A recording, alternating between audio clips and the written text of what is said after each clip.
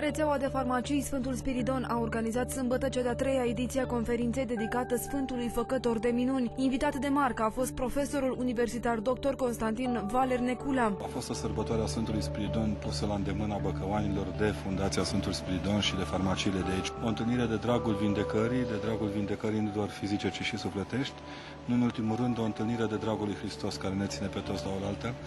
M-am bucurat că mulțimea de aici au dovedit odată în plus că atunci când este nevoie de căldură, suntem dispuși să ne oferim unii altora și când e nevoie de zâmbet, suntem dispuși să ne zâmbim unii altora. Din punctul meu de vedere, a fost un efort pozitiv pentru că m-am încărcat de dragostea oamenilor și putem merge mai departe cu fruntea sus. Tema evenimentului a fost vindecările Mântuitorului și vindecarea noastră. Părintele Necula a punctat faptul că cei mai mulți dintre noi pun pe primul plan partea materială și nu împlinirea spirituală. E suficient cineva să aibă o firmuliță cât de mică, cum zicea Furnicuța, nu greierașul, cât de mică, ca să nu cerem împrumut. Cât de mică și deja așa, o foiere de asta, așa. E suficient să-ți dea cineva o funcție. Și pe stradă, dar funcție să fie. Și în curte, dar funcție să fie. Și inima ta, dacă nu ești atent, se îmbolnăvește.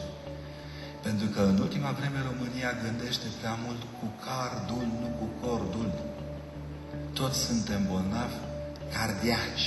Invitatul special Constantin Valer Necula i-a cucerit pe băcăuanii care i-au pus și multe întrebări, la care preotul a răspuns. Învățămintele părintelui Constantin Necula, corul de maici de la Mănăstirea Ciolpani, dar și quartetul Consonante din cadrul Filarmonicii Mihail Jora au făcut ca evenimentul organizat de rețeaua de farmacii Sfântul Spiridon să rămână o seară memorabilă pentru cei peste 2000 de băcăuani prezenți în sala Teatrului de Vară sâmbătă seară.